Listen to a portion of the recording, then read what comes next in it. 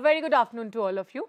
हर इंसान की ज़िंदगी में अप्स एंड डाउन्स होते हैं, हाइज एंड लोज होते हैं, लेकिन एक पर्सन जिसकी ज़िंदगी में मूड डिसऑर्डर होता है, यानी कि जो मूड डिसऑर्डर से सफ़र कर रहा होता है, वो इन सारी चीज़ों को, इन सारी मुश्किलों को ज़्यादा टाइम के लिए एक्सपीरियंस करता है और साथ साथ ग्रेटर इंटेंसिटी के साथ एक्सपीरियंस करता है। किस तरह से एक इंसान डील कर सकता है जब वो मूड डिसऑर्डर से सफ़र कर रहा हो, कैसे इसे सॉल्व कर सकता है और ज़िंदगी में खुशियों को वापस ला सकता है, इसी के बारे में आज हम बात करेंगे अपनी एक्सपर्ट डॉक्टर शैलजा पोखरियाल के साथ। Shailja ji, welcome to the show. Hello. तो अगर आप मूड डिसऑर्डर्स की अगर और बातचीत की जाए डॉक्टर शैलजा, तो ये बहुत सारी तरह के होते हैं। कई बार डिप्रेशन जो है एक बहुत सेट एग्जाम्पल है मूड डिसऑर्डर का, इसके बारे में बात करेंगे, लेकिन सबसे पहले जानना चाहूँगी कितनी तरह के होते हैं मूड डिसऑर्डर्स। देखिए, मूड डिसऑर्डर बेसिकली हमारे न्यूरोट्रांसमीटर इम्बैलेंस की वजह से हमारे मूड में जो स्विंग्स आते हैं उस वजह से हो सकते हैं।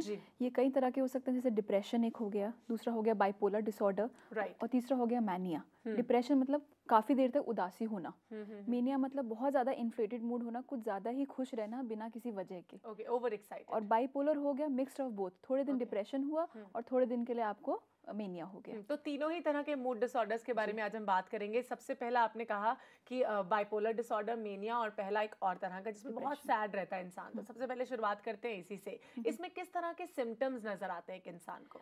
देखिए, डिप्रेशन में ज़्यादातर लोगों में लो मूड रहता है, होपलेसनेस, हेल्पलेसनेस की फीलिंग रहती है, कॉन्सेंट्रेट नहीं कर पाते हैं, डिसीजन मेकिंग बहुत पुअर हो जाता है, सेल्फ एस्टीम बहुत पुअर हो जाता है, और अगर बहुत ज़्यादा एक्सट्रीम हो जाता है तो सुसाइडल थॉट्स भी आ जाते हैं, क्योंकि इंसान के अंदर इतना ज़्यादा गिल्ट फीलिंग्स हो जाता है कि वो सेल्फ हार्म भी करना शुरू कर देता है। तो इस वजह से अगर किसी भी इंसान का उसको उदासी हो रही है और अगर उसकी उदासी कुछ ज़्यादा ही देर तक खिंच गई है, ज़्यादा टाइम तक, और उसके डेली रूटीन में भी इंटरफेयर कर रहा है, तो फिर हम उसको डिप्रेशन का डायग्नोसिस करते हैं। ओके, इंटरनल डिप्रेशन के बहुत सारे रीजंस भी हो सकते हैं। कई बार जैसे अगर जॉब छूट जाती है इंसान की, या फिर फैमिली में कोई प्रॉब्लम्स चल रही हैं, तो भी इंसान डिप्रेशन का शिकार हो जाता है। इसके अलावा और क्या कारण है बहुत एक्सट्रीम लो सैडनेस के या फिर डिप्रेशन हो जाने के? देखिए, डेथ ऑफ अ स्पाउस सबसे हाईएस्ट रेटिंग दिया है अमेरिकन साइकोलॉजिकल एसोसिएशन ने, जिसकी वजह से इंसान को डिप्रेशन हो सकता है।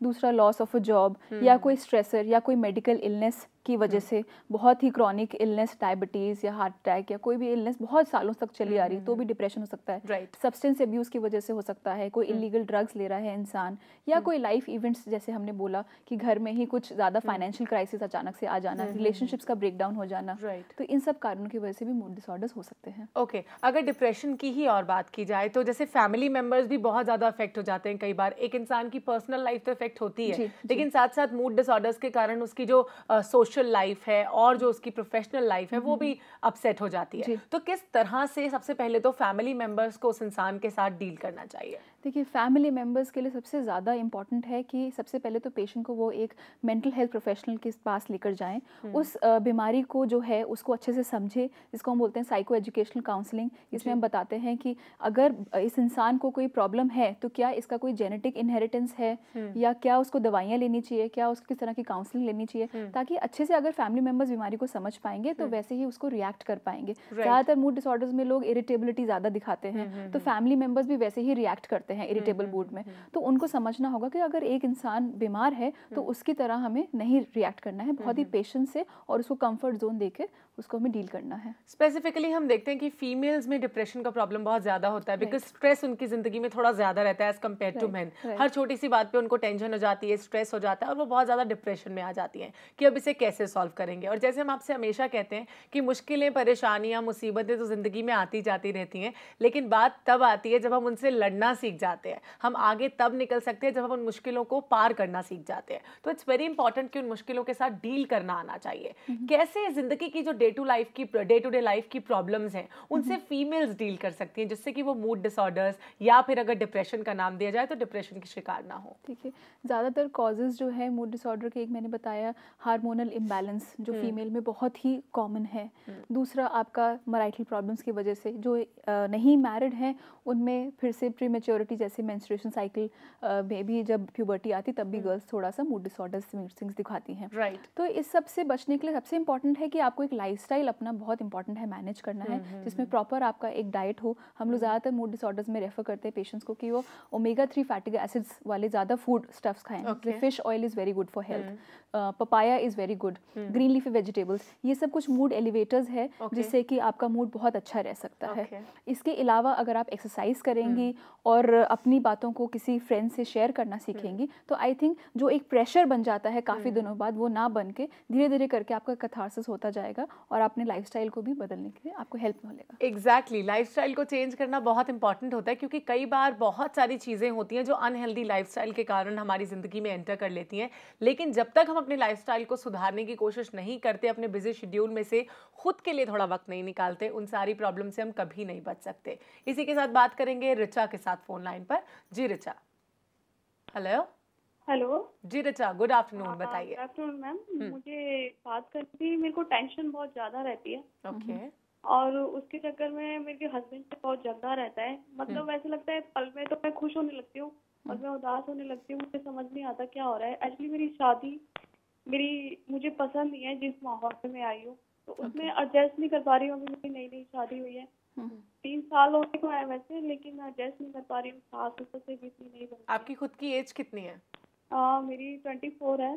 24 इयर्स की हैं, 3 साल आपकी मैरिज को हो चुके हैं। मुझे लगता है वेरी अर्ली एज आज की डेट में इनकी शादी हो गई है, क्योंकि आजकल जो महिलाएं हैं वो थोड़ी करियर ओरिएंटेड हो गई हैं। इसी वजह से कहीं ना कहीं अपनी फैमिली में एडजस्ट नहीं कर पा रही है। क्या कर सकती हैं? देखिए, कारण बहुत से हो सकते हैं। इनकी अरेंज्ड मैरिज है तो क्या उनका कॉग्निटिव वेवलेंथ उनके हस्बैंड के साथ मैच हो रहा है, नहीं हो रहा है, अंडरस्टैंडिंग अभी 3 साल तक डेवलप हो पाई है, नहीं हो पाई है। फिर उन्होंने बताया कि और भी फैमिली मेम्बर्स का एडजस्टमेंट नहीं हो पाया है। तो आई थिंक उनको प्रॉब्लम को डायरेक्टली उसके बारे में ना सोच कर उसको एड्रेस करना ज़्यादा इंपॉर्टेंट है। ज़्यादातर हम लोग उस नेगेटिव थॉट्स में ही घूमते रह जाते हैं कि assumptions of what other people think about me, so that is not important. Important है कि आप एड्रेस करें डायरेक्टली कि ये इशू है, इसको कैसे हम जाएँ। दूसरा बहुत इंपॉर्टेंट है, इनको कहीं पर अपने आप को ऑक्यूपाई करना होगा जो इनके पर्सनल सेल्फ को सेटिस्फैक्शन दे। ज़्यादातर हॉबीज़ हम बोलते हैं, अगर ये कोई वोकेशनल कोर्स ज्वाइन कर सकती हैं तो भी इनको काफ़ी सेटिस्फैक्शन मिलेगा। If she is personally satisfied she will be able to satisfy other also. Exactly, क्योंकि झगड़ों की मेन वजह होती है कि आप खुद की जो इंटरनल आपके इंटरेस्ट हैं, आपकी हॉबीज़, उनको कहीं ना कहीं इनकलकेट करने में असमर्थ हैं, यानी कि उनको इनकलकेट नहीं कर पा रहे हैं। तो अगर आपको थोड़ा सा भी वक्त खुद के लिए मिलता है तो उसे अपने साथ बिताइए, खुश रहना सीखिए और किसी एक्टिविटी में खुद को इन्वॉल्व करने की कोशिश कीजिए जो आपके इंटरेस्ट की हो। अभी बात करेंगे एक और कॉलर के साथ। हेलो, मीनू हमसे बात करेंगी फोन लाइन पर। जी मीनू। हेलो। हेलो। प्रॉब्लम ये, मैं बहुत डिप्रेशन में रहती हूँ। जी। मैं डिप्रेशन हूँ मैम। मेरा ब्रदर है मैम, एक्चुअली बहुत जलाता है तो मेरे बारे में गलत बात कहता है, तो उससे मैं हर्ट जाती हूँ मैम। ओके, क्या कर सकती हैं इस प्रॉब्लम से आगे उबरने के लिए? आप इसके बारे में बात करेंगे, लेकिन उसके लिए आपको बस थोड़ा सा इंतजार करना होगा। अभी वक्त हो गया एक छोटे से ब्रेक का, तो कहीं मत जाइए, देखते रहिए कॉल फॉर केयर।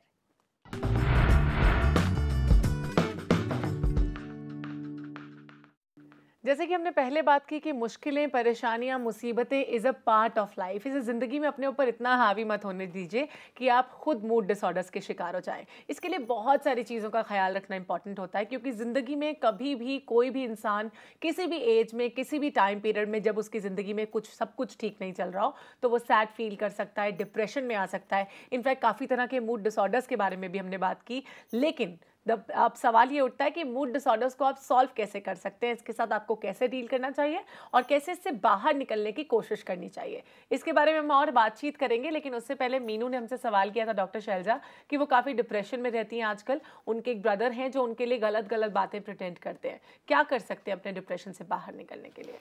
देखिए, डिप्रेशन में ज़्यादातर इंसान को गिल्ट फीलिंग्स आती हैं, सेल्फ वर्थ बहुत लो हो जाता है।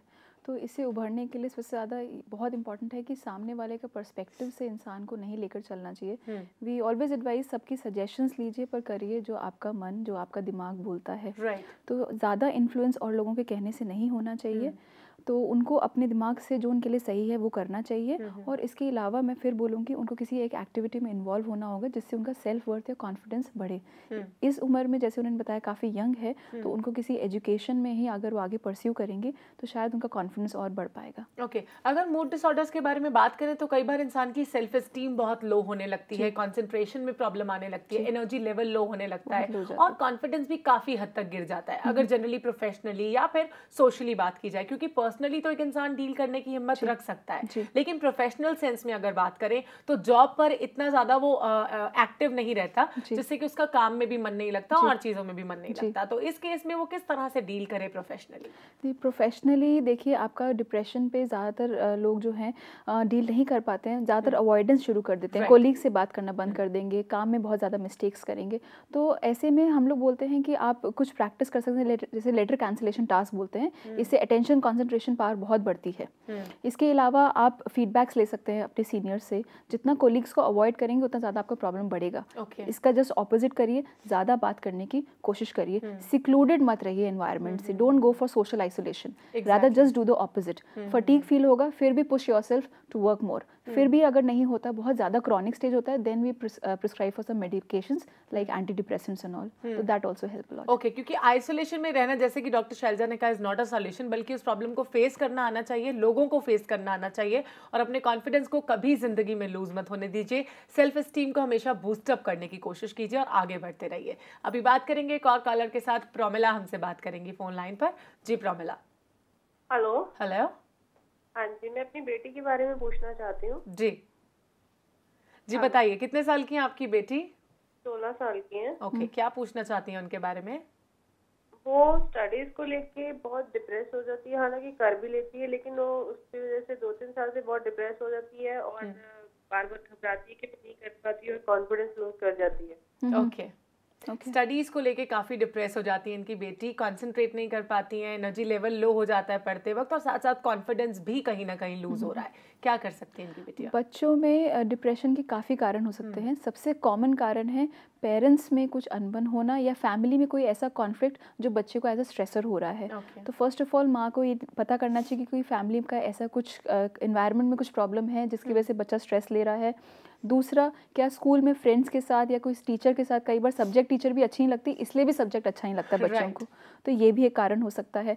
तीसरा, बच्चे का बहुत इंपॉर्टेंट है कि एक्सटर्नल स्पोर्ट्स जो है, आउटडोर स्पोर्ट्स, उसको हमें प्रोत्साहित करना चाहिए, ताकि इससे भी बच्चा जब आउटडोर स्पोर्ट्स खेलते हैं, वीडियो गेम, जो सिडेंटरी एक्टिविटी, ऐसे वाले स्पोर्ट्स नहीं खेलते हैं, तो उससे उसका कॉन्फिडेंस काफ़ी बढ़ेगा। और इनफैक्ट वो लड़की हैं तो मुझे लगता है कुछ एक इंडोर एक्टिविटीज में भी उन्हें इन्वॉल्व करके रखा जा सकता है, but rather than more of outdoor rather than more of indoors, that will help more. Okay, तो इस तरह से आप अपनी जो बेटी हैं उनका और एक्टिविटीज़ में ध्यान बढ़ाकर, और साथ साथ हो सकता है कि फैमिली में कुछ प्रॉब्लम्स चल रही हैं, इसकी वजह से उनका दिमाग ना लग रहा हो, तो फैमिली के एटमॉस्फेयर को ठीक करने की कोशिश कीजिए। साथ साथ उनके साथ बैठकर कम्युनिकेट कीजिए कि उन्हें एक्चुअली क्या प्रॉब्लम है, क्यों वो कॉन्सेंट्रेट नहीं कर पा रही हैं अपनी स्टडीज़ पर, जिसकी वजह से वो डिप्रेस रहती हैं। अगर बात की जाए मेनिया की, जैसे आपने कहा कि डिप्रेशन होता है, बाइपोलर डिसऑर्डर एंड मेनिया, जिसमें इंसान ओवर एक्साइटेड या खुश रहता है, इस तरह की जो प्रॉब्लम है, जो मूड डिसऑर्डर है, उससे कैसे डील किया जा सकता है? देखिए, मेनिया में जस्ट ऑपोजिट होता है, इन्फ्लेटेड सेल्फ एस्टीम हो जाता है, ग्रैंडियोसिटी जिसको हम बोलते हैं साइकोलॉजिकल टर्म में, कि मैं बहुत बड़ा आदमी हूँ, तो ऐसा फील होता है। तो इसमें क्या होता है, मेनिया ज़्यादातर बाइपोलर में ही पाया जाता है, इंडिविजुअली मेनिया नहीं होता है। इसमें इंसान को हम लोग बोलते हैं सोशल हाइजीन या कुछ ऐसी सोशल स्किल्स ट्रेनिंग देते हैं, जिसमें कि इंसान को हम लोग उसका ग्रैंडियोसिटी लेवल को थोड़ा सा लो करने की कोशिश करते हैं। कॉग्निटिव चैलेंजिंग इसको हम बोलते हैं, जिसमें कि इंसान के जो कॉग्निटिव एरर्स हैं कि मैं ये भी कर सकता हूँ, ये मेरी पहुँच के बाहर जो चीज़ें हैं मैं वो भी कर सकता हूँ, तो उसको भी हम चैलेंज करके उसको थोड़ा सा साइडलाइन लाके ठीक करने की कोशिश करते हैं। जिसमें हम कहते हैं कि एक इंसान ओवर कॉन्फिडेंट हो रहा है, कई बार ओवर स्मार्ट बनने की कोशिश कर रहा है, but this is an extreme level, ये कुछ ज्यादा ही है। अगर आप पूछेंगे प्रधानमंत्री बन सकते हो, तो बोलेंगे हाँ वो भी बन सकते हैं। मतलब ये इसका इन शॉर्ट अगर मैं बोलूँ तो too much of anything is bad, मतलब जिंदगी में कोई भी चीज अगर हद से ज्यादा बढ़ जाती है तो वो भी अच्छी नहीं होती। इसलिए हर चीज को रखिए जिंदगी में, लेकिन लिमिट में कुछ करने की कोशिश कीजिए, लेकिन अपनी चादर के अंदर ही पैर फैलाइए। इसी के साथ बात करेंगे सोनिया के साथ फोन लाइन पर। जी सोनिया। नमस्ते मैम। जी नमस्कार सोनिया, बताइए क्या पूछेंगी? एक्चुअली मैम, मुझे मूड स्विंग्स की काफी प्रॉब्लम है, जैसे कि कभी तो मुझे बहुत अच्छा मूड रहता है, लेकिन कभी मेरे खिलाफ कोई भी बात हो जाती है ना मूड से अपोजिट, तो मैं उसके पर्टिकुलर सिचुएशन के साथ हैंडल नहीं कर पाती हूँ, बल्कि मुझे इरिटेट भी होने लगती हूँ, मतलब हाइपर हो जाती हूँ। सोनिया, आपकी क्या उम्र है? मेरी 26 उम्र है। और क्या करती हैं आप? जी, अब मैं हाउस वाइफ हूँ, मेरी अभी शादी हुई है और 3 मंथ पहले हुई है। अच्छा, 3 मंथ्स हुए अभी इनको अपनी नई जिंदगी की शुरुआत की। दूसरी बात ये कि मैं कभी नहीं चाहती थी मेरी बहुत दूर शादी हो, लेकिन इत्तेफाक से मेरी शादी बहुत दूर हुई है, पटना हुई है, और इस टाइम तो मैं मायके आई हूँ। लेकिन ना जब भी जाने का नाम होता है ना, कि यह आता है कि भाई वहाँ लोग बुला रहे हैं, जैसे मेरी लॉज बुला रहे हैं, तो मुझे ना एकदम घबराहट होती है, मुझे ना, क्योंकि उनके नेचर और मेरे नेचर बहुत ज़्यादा डिफरेंस है। दूसरी बात ना, मैं वो पटना मेरे को पसंद नहीं करती हूँ, मैं जाती हूँ ना तो मुझे बहुत ना बात बात पे गुस्सा होना, ये सब ठीक है, कहीं ना कहीं ये होम सिकनेस भी हो रही है आपको। आपके सवाल का जवाब जरूर देंगे, आपकी प्रॉब्लम को सॉल्व करने की भी कोशिश करेंगे। क्या कर सकती हैं आप अपने मूड को ठीक रखने के लिए, इसके बारे में भी बात करेंगे, लेकिन इस छोटे से ब्रेक के बाद। So stay tuned and keep watching call for care.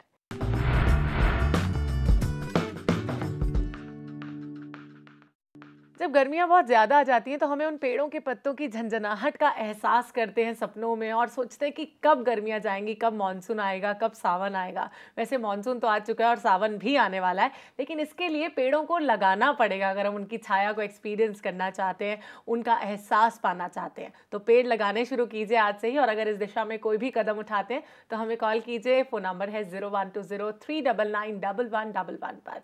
Break में जाने से पहले शैलजा जी हमसे सवाल किया था सोनिया ने कि उन्हें कहीं ना कहीं होम सिकनेस हो रही है। उनकी शादी अभी 3 महीने पहले हुई है, घर उनका कहीं और है, लेकिन उनकी शादी पटना में हुई है, जो कि उनके घर से काफी दूर है। कई बार मूड स्विंग्स हो जाते हैं उनकी जिंदगी में, एक्सट्रीम सैड हो जाती हैं, एक्सट्रीम खुश भी हो जाती हैं, लेकिन क्या कर सकती हैं मूड स्विंग से बाहर निकलने के लिए? देखिए, ये तरह का एडजस्टमेंट डिसऑर्डर है। जैसे कोई भी छोटा बच्चा नया नया स्कूल जाना शुरू होता है, वैसे ही इनको दूसरे इन्वायरमेंट में आई हैं, टोटली डिफरेंट फैमिली बैकग्राउंड है, हो सकता है उनके बोलने का स्टाइल या उनके रहन सहन का स्टाइल बहुत अलग हो, इस तरह से उनको प्रॉब्लम्स हो रही हों।